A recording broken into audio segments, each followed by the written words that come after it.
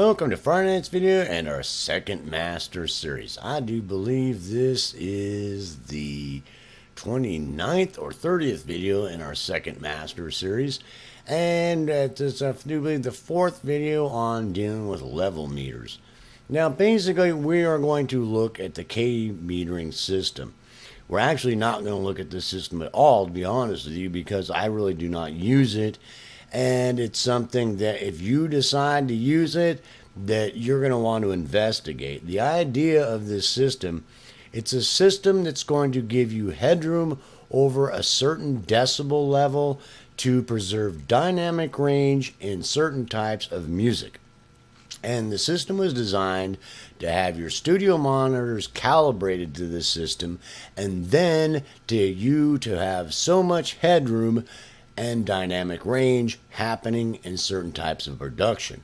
Seeing like a home theater wide, like a large theater kind of home theater thing, pop music, broadcast audio, and things like that. Now, the concept here is this may or may not be helpful to you in preserving dynamics. So you basically are going to have this system that will give you a dynamic range evaluation of what's happening before clipping, and it not going below a certain range, so that you can decide what kind of dynamic range you're going to produce.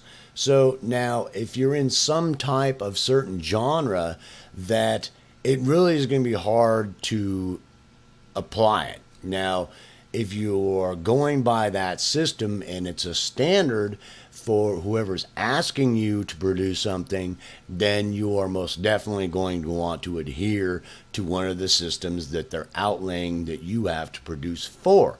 So if somebody calls you and they say, we want this produced with the K14 system in mind, so that the finished product is within that system and the boundaries of that system and adhering to its guidelines. So this is a very tough subject because this individual, Bob Katz, designed the system, which is a great idea. The problem is nowadays is that you get such a diversity of things happening that it's really hard to apply it sometimes. I find myself that the understanding of this is we will talk about loudness units and loudness full scale units and some of the systems involved there, and what that's telling you that to me are much more important about what's happening.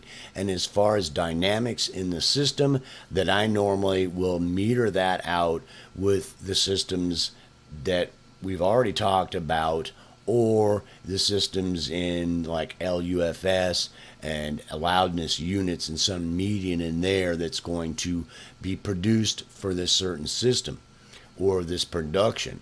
So there are systems that are valid in situations. Now, the applicability of these to whatever you're doing is questionable.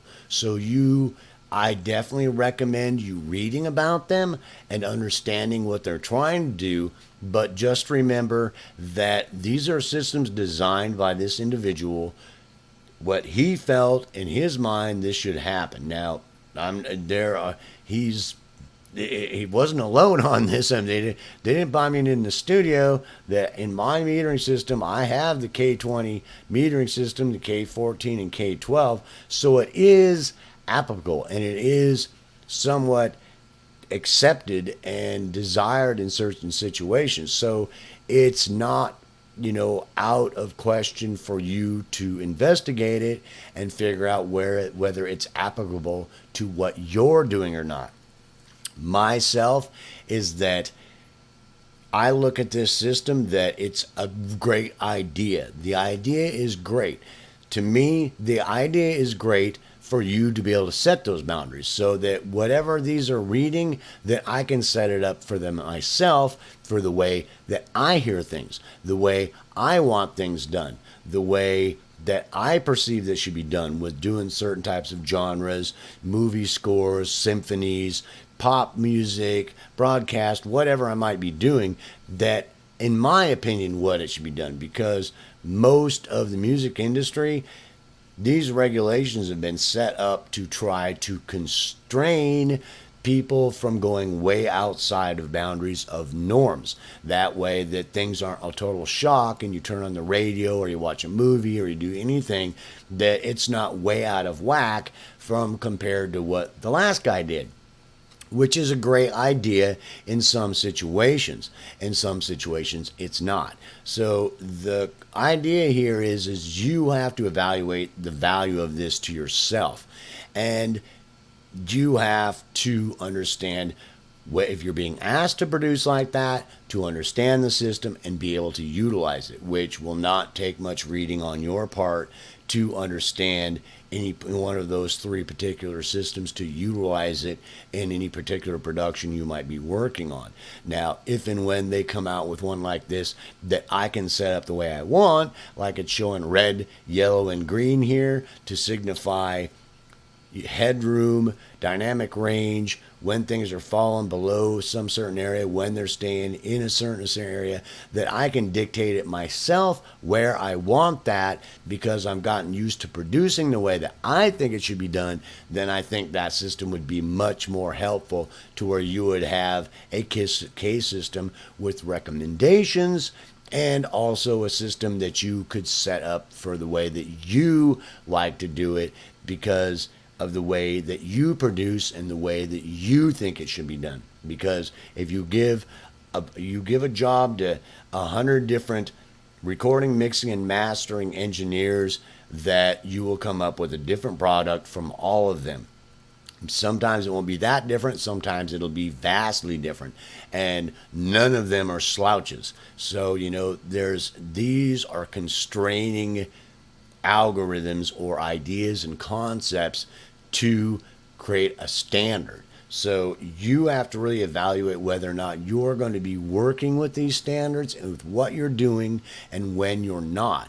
I've found that a lot of people that I work with, why I made these master series, is because these systems, sometimes they just throw out the window, and sometimes they get in a niche doing certain things that these systems are very applicable to what they're doing and their goals.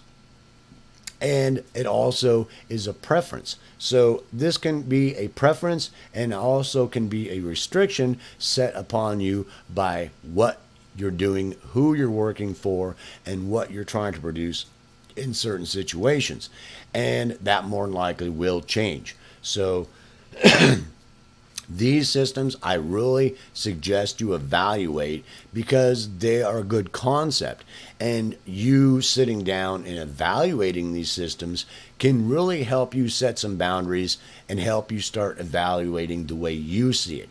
That way that in the long run, that you're looking at, okay, I've got where, you've got where you're clipping and where you should be, how much underneath that you should be when it's a final product produced, which nowadays most of the time is it's up as close to 0 dB as possible, and then that's set in production of wherever it's going, depending on whether or not you are mastering the product or not, to set those values.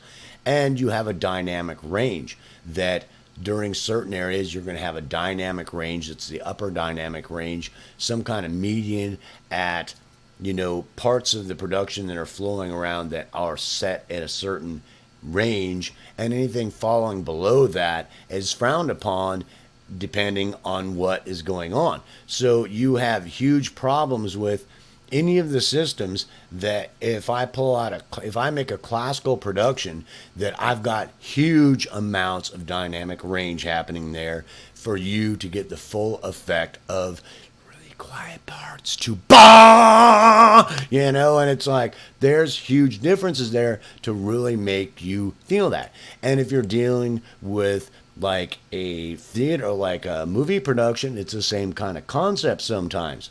Whereas dialogue, you're really going to want to stay in some type of certain range to make the production flow along. So these systems are valid in investigating them. And also like something like a pop song, broadcast audio, that this system can be very useful for you trying to find some, constraints to keep you within.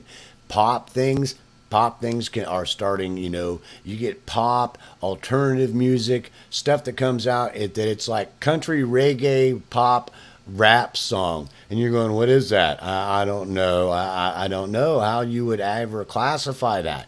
But you know what I'm saying? So you trying to classify that and put restraints on it can be questionable. Now, there are most of the time that we will talk a little bit about the loudness issue and things like that. But for the most part, you will feel your way through those and really get an good understanding of the dynamic range things that are happening that you really need to take into consideration to do a good job. So you don't have too much dynamic range happening in a production that shouldn't have that dynamic range. And you have, some productions I have that'll have very little dynamic range. Otherwise, it just doesn't work. Some will have median dynamic range. Otherwise, it doesn't work. Some will have large amounts of dynamic range. Otherwise, it doesn't work. And there's lots of situations to where the leveling meter system and in systems like this can be very helpful, but there's 3 systems to constrain all the types of diversity of music that are happening and applications of music, from gaming to movie scores to symphonies to rock, country, reggae, Indian mafbo. I don't know. I mean, tons. There's, the rock, reggae, Hindu muckletuck, alternative music, and you trying to classify that and put restraints on it is going to be very difficult. You are going to do better at being a good engineer, listening to what's being produced and being acceptable, and that quote unquote genre or that area at this moment, and then basing your final product on that rather than constraints. Now, if those constraints fall within the parameters of a system like the K20, K14, or K12 system, then they're very valid for you to use.